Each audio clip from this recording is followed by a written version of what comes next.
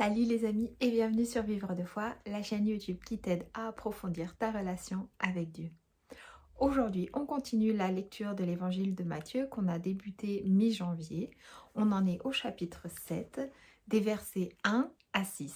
Pour ceux qui ne me connaissent pas, je m'appelle Océane, je suis apprentie pasteur et étudiante en théologie et ma passion c'est d'enseigner la Bible et la prière, ce qui est la raison de cette chaîne. Je lis le texte et après on en parle.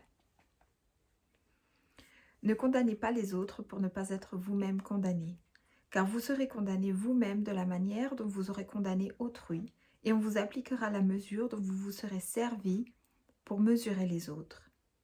Pourquoi vois-tu les grains de sciure dans l'œil de ton frère, alors que tu ne remarques pas la poutre qui est dans le tien? Comment oses-tu dire à ton frère, laisse-moi enlever cette sciure de ton œil, alors qu'il y a une poutre dans le tien? Hypocrite! Commence donc par retirer la poutre de ton œil, alors tu y verras assez clair pour ôter la sciure de l'œil de ton frère. Gardez-vous de donner aux chiens ce qui est sacré, et ne jetez pas vos perles devant les porcs, de peur qu'ils piétinent vos perles, et que les chiens se retournent contre vous pour vous déchirer.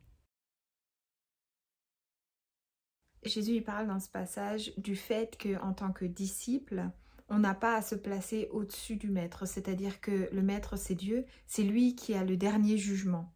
Donc on n'a pas, nous, à émettre ce dernier jugement. Par contre, ce n'est pas à confondre avec le fait de distinguer entre le bien et le mal et d'avoir une bonne attitude. Hein, la Bible, elle nous encourage à avoir une attitude mature et à avoir une autre attitude que le monde. Et elle nous encourage aussi, si on a des frères dans notre Église qui n'agissent pas de manière mûre en Christ, de les encourager à changer d'attitude. Là, Jésus, il parle bien du fait que le jugement dernier, en fait, c'est Dieu qui l'aura. Et il parle aussi dans ces versets des personnes qui se permettent de juger sans avoir la grâce de ne pas se focaliser sur la sciure de l'œil de ton voisin ou de ton prochain. Jésus y réprimande là une attitude hypocrite qui fait qu'on se focalise surtout sur la sciure de l'autre, qu'on voit simplement son petit truc et qu'on n'applique pas la grâce que Dieu il a envers nous, puisque Dieu il pourrait nous en trouver des poutres dans les yeux, je crois qu'on en a tous, donc il pourrait nous en trouver, et pourtant Dieu c'est Dieu, on vit de sa grâce, on vit de la grâce de Jésus. Si Jésus il n'avait pas été à la croix, on ne serait pas là. Donc là Jésus il encourage à ce qu'on regarde déjà de quelle grâce Dieu il nous a bénis avant de regarder la sciure dans les yeux de notre voisin. Une autre petite remarque qui montre que Jésus il utilise des exemples que les gens à l'époque pouvaient comprendre. À cette époque-là, il était d'usage d'ouvrir l'œil avec une petite lancette. Donc si quelqu'un avait des problèmes aux yeux, etc., il était d'usage, effectivement, d'ouvrir l'œil avec une petite lancette. Et du coup, pour la population là qui écoute Jésus, c'est quelque chose de très parlant. La sciure dans l'œil et une poutre dans les yeux, c'est quelque chose à laquelle ils peuvent faire référence. Même si Jésus, là, il fait une hyperbole, ça reste un exemple qui est concret pour les personnes qui l'écoutaient à l'époque. Et je tiens à le préciser parce qu'il y a pas mal de prédicateurs, par exemple, qui disent « Ah oui, Jésus, il a toujours parlé en énigmes, personne ne pouvait comprendre. » Il n'y a que dans certains chapitres et certains versets qui sont des énigmes, qui sont des images et qui n'étaient pas destinées à être comprises par tout le peuple, mais seulement par les disciples. Mais pas tout ce qu'a dit Jésus. Là, l'enseignement sur la montagne, il y a beaucoup de choses et je crois que si vous regardez toutes les vidéos qu'il y a sur ma chaîne depuis le début, que j'ai tourné depuis début janvier, vous voyez qu'il y a beaucoup d'exemples où Jésus, il parlait très concrètement à la population et il utilisait des exemples qui étaient compréhensibles pour eux, qui dans notre culture ne font plus du tout sens, ou du moins qui dans notre culture font moins sens, mais qui dans la culture de l'époque, ils le comprenaient, ils pouvaient vraiment comprendre les images qu'il utilisait. C'est pour ça que je tiens à préciser ce petit exemple. Ensuite, quand Jésus il parle là des chiens et des porcs, c'est parce qu'en fait les chiens à l'époque étaient considérés comme des animaux impurs. Il y avait énormément de chiens errants Et ils n'arrêtaient pas d'aboyer, que tu leur donnes de la nourriture ou pas, ils aboyaient tout le temps, et ils mordaient, etc. Donc c'était à cette époque-là, les chiens errants étaient un vrai fléau.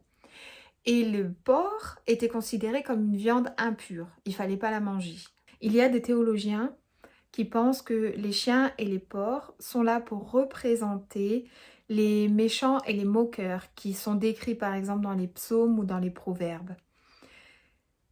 Suivant cette théologie, cela voudrait dire que Jésus il encourage à ce que les perles, donc les perles c'est l'enseignement de Dieu, c'est l'enseignement de Jésus, et qu'il encourage là ses disciples et les personnes qui l'entourent à garder son enseignement dans son cœur et à ne pas se dissiper ou à ne pas perdre son temps et à ne pas perdre la valeur de cet enseignement avec les moqueurs et les méchants. Quand il dit « ils piétinent vos perles et les chiens ils se retournent contre vous pour vous déchirer », c'est peut-être pas populaire si je dis ça comme ça, mais il y a des gens qui ne sont pas encore prêts à recevoir la parole de Jésus et qui vont plus t'influencer de manière destructive que toi, tu ne vas les influencer de manière positive.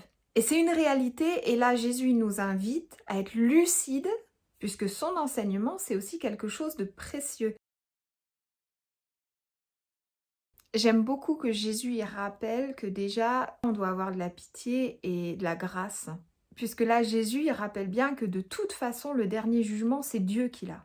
Et il nous rappelle à quel point Dieu, il a fait preuve de grâce en nous sauvant malgré les poutres qu'on a là dans les yeux. Je pense qu'il y a pas mal de conflits entre chrétiens qui seraient réglés si on se rappelait de quelle grâce Jésus a fait preuve en nous sauvant.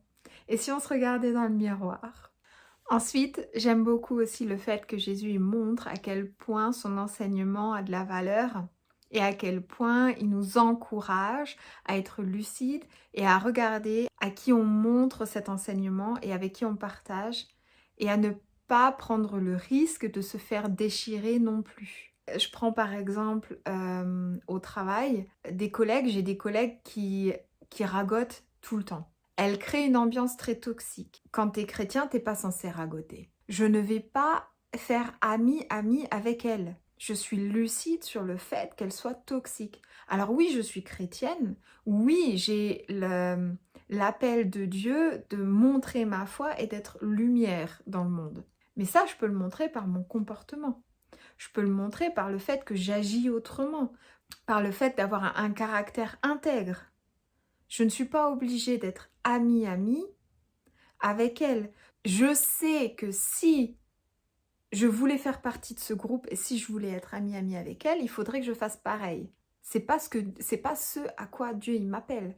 Dieu il m'appelle pas à avoir un comportement mauvais. Il m'appelle à être lucide, il m'appelle à avoir un bon comportement. Et c'est ce bon comportement et cette bonne attitude qui fait la différence et qui amène la lumière. Et je crois que c'est quelque chose de très très important parce que surtout dans les milieux évangéliques ou missionnaires, j'ai vu des chrétiens par exemple perdre leur foi parce qu'ils se sont tellement fait changer par l'influence extérieure qu'ils ont oublié l'enseignement là c'est ce que Jésus il dit, ils ont jeté l'enseignement de Jésus aux chiens et aux truies. Pour mon quotidien, c'est une vidéo qui m'inspire déjà à prier sur mon cœur, à demander à Dieu qui me montre vraiment mes yeux et mon cœur, qui me montre avec quel filtre je regarde le monde. Et c'est une vidéo qui me met comme un miroir devant moi, parce que j'ai l'impression qu'il y a quand même des situations dans le quotidien où j'ai certainement que je juge, où j'ai tendance à avoir un jugement trop hâtif. Et je crois que c'est un passage qui me rappelle ma place en fait, qui me montre ma place dans l'ordre des choses. Et je crois que c'est très important d'avoir conscience de ça pour pouvoir montrer la grâce que Jésus il a eue avec nous et pouvoir amener les personnes dans la lumière La deuxième chose pour mon quotidien, c'est que ça m'invite à prier, à ce que le Saint-Esprit me montre avec quelle personne je peux être amie et avec quelle personne je dois partager l'enseignement de Jésus.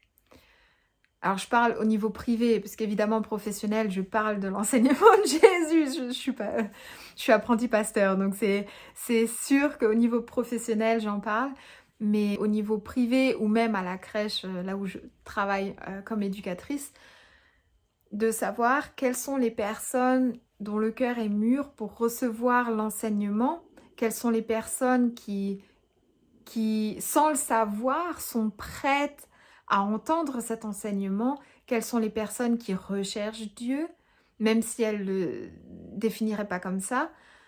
Voilà, c'est ce que je retiens de ce texte. Allez, on finit cette vidéo par la prière. Seigneur, en le nom de Jésus-Christ, je te remercie pour ton enseignement.